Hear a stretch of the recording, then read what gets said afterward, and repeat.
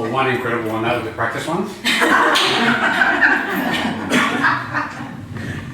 And his work in the other room protesting fest is about TJ Hickey, and it makes a powerful statement about police brutality and the deaths of our First Nations people while they're in the care of our police.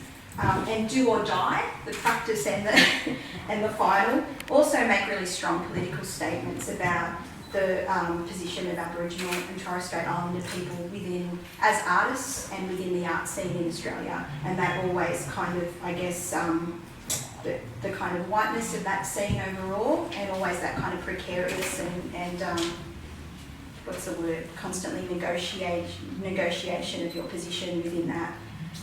So I'm going to read you about this awesome man here. Okay, so Blak Douglas was born Adam Hill in Blacktown, Western Sydney in 1970 to an Aboriginal father and Australian mother. Blak originally trained in illustration and photography. Observing a family of artisans, he became self-practiced in painting with a style influenced by the study of graphic design and was devoutly politicised through social justice movements. Blak's works have been collected by AANU, the Museum of Contemporary Aboriginal Art, National Gallery of Australia, the National Museum of Australia, the National Maritime Museum, Town Hall Collection, the Tapai Museum, and the Australian Regional Councils, and he's won many awards and received a lot of recognition for his work. He's also a classically trained Yidaki didgeridoo player. His performances include the Festival of the Dreaming, Australian Idol Final, the Deadlies, Rugby World Cup opening ceremony, Peter Sculthorpe's Requiem, and national and international tours with music of Viva and Paul Jarman's project. So, welcome.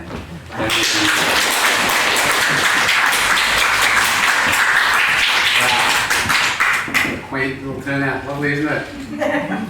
Pretty Where do awesome. we begin? The first bit is acknowledging Aboriginal people and all my elders here before me today, and respect to everybody that's turned up, and just I guess to talk about a little bit about my involvement here, which was a reluctant involvement because you know, when you're a political artist, it's not just art and social justice that becomes at the fore of your politicising, it's politics in general. So many layers of things affect you and your thinking, I guess, and what I refer to is stepping into the role as a curator or co-curator.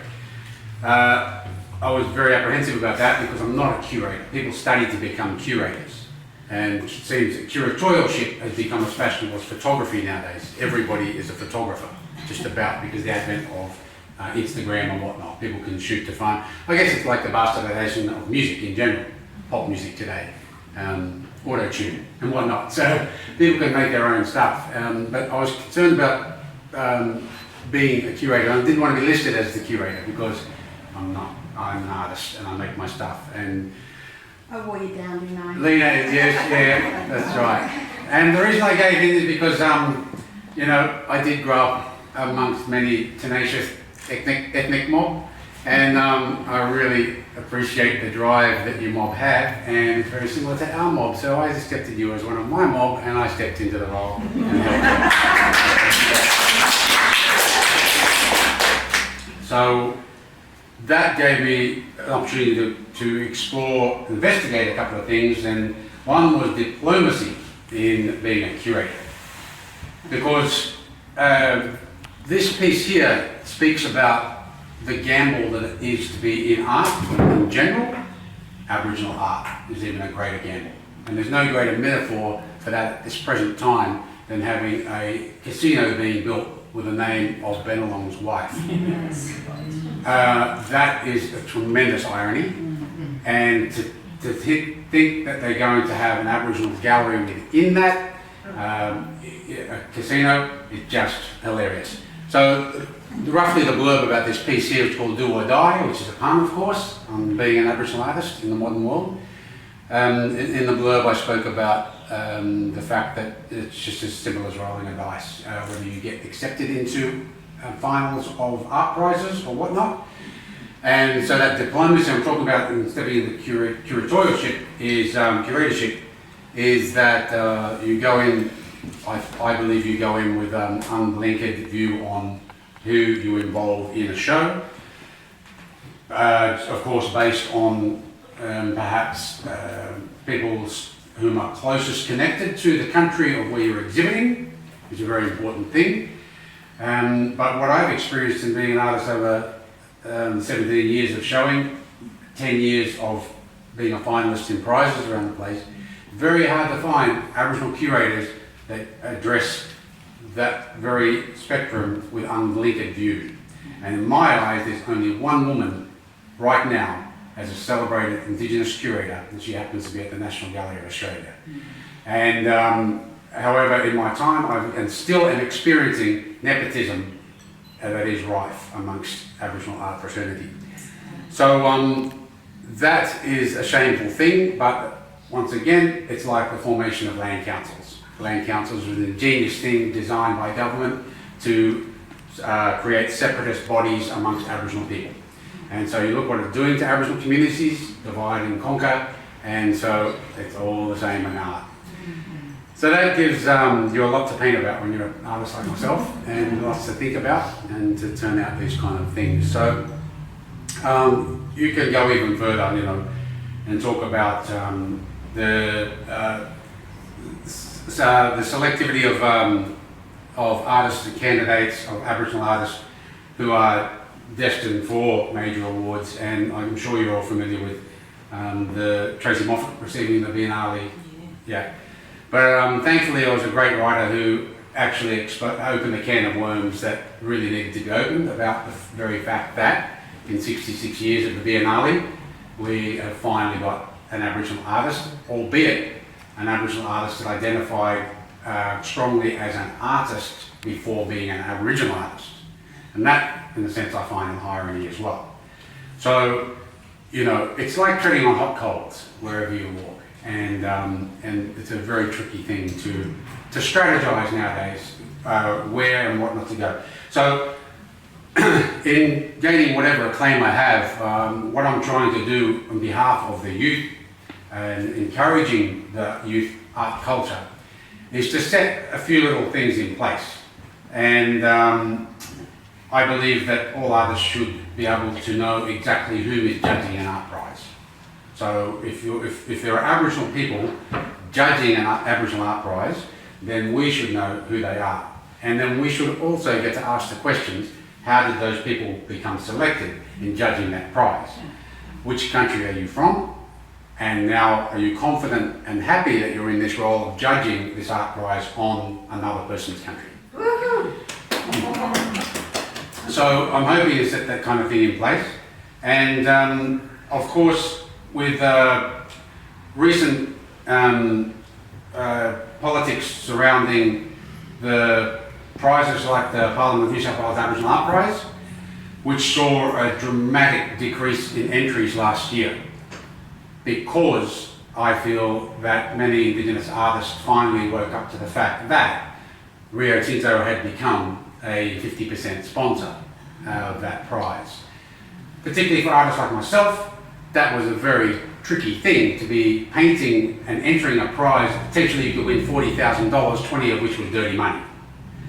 But then again, which art prize can you enter and escape mining money nowadays? Mining has become fashionable, as fashionable as buying a dot painting in Paddington and hanging it over your mantelpiece, but not inviting the Aboriginal people to dinner.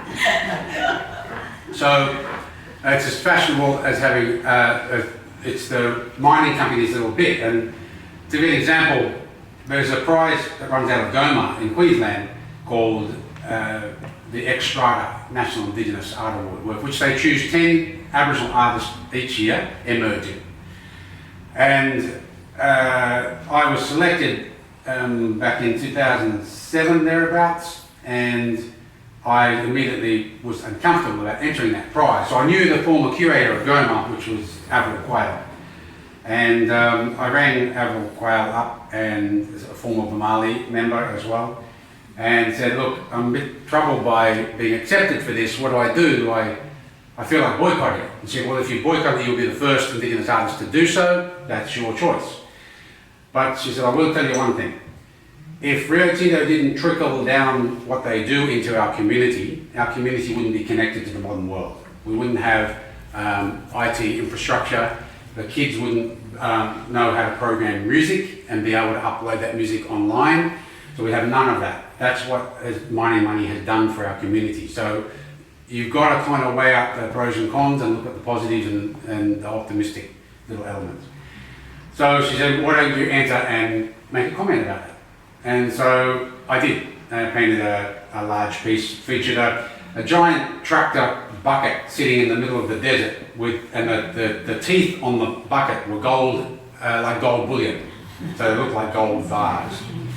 And there was a little judge, a little baby in the looking out of the bucket, like very vulnerable. And then the sunrise was a backward Union Jack and stylized Australian flag. So it was like a backward concept of mining, and the metaphor was that mining can either pick us up as a culture or can bury us. And so the piece was called There's a Hole in My Bucket, Mount Isa, Mount Isa. And then it became a finalist. And lo and behold, they turned up and kind of hid in the corner with other black fellas there. And this young, really dapper looking, tall, grey-suited lad came over and introduced himself. And he was one of the young members of Rio Tinto. And he said, I chose your painting because I believe that there should be an objective or subjective voice in this prize. And I thought, well, blow me down, you know. So it's those little tiny steps that we need to take. And whereas I was apprehensive about stepping into the curatorial role here, I also I wondered about how much does Fairfield know about local Indigenous culture. We know about the strong ethnic cultures here. The so-called cultures that were built on market gardening and farming and whatnot, and how much many of those demographics celebrate that culture. So I thought it was a very important role to be here involved in this, and to have the opportunity to invite artists who I have particularly favoured for a long time, and people who I knew could make that comment and bring a bit of a whirlwind, a bit of a whirly into this community here. And I really hope that it has generated an interest, a due interest in this community that, not a due interest, a due interest that, well, that one as well. But we need to start, it's like planting a crop, you know, and planting seeds here in our own way. So it's fantastic, and I think that there's tremendous weight behind this and a great energy that I'm sure you might agree as you feel about this being, with the narratives that are being told about people. When you mentioned about, talking about, were Aboriginal people permitted, would you like to move into a place where it's still happening today? It's happening in Redfern. Remember that Chinese developer that assured the real estate in advertising that the Aboriginal people had moved out of the community? Still happening. No black faces on the block. Yeah, still happening. And, so I guess where you think you might be making advanced steps in your commentary, really you're just bringing people into the current world that hasn't really changed in my lifetime. That's particularly 45 years. So it's the same old, but at least we're getting the voice. At least we've had this opportunity created through you, Fairfield Council, and that is a big plus. So on that note, I'd like to thank you for inviting me and for you turning up to be part of this very historical moment. Thank you very much.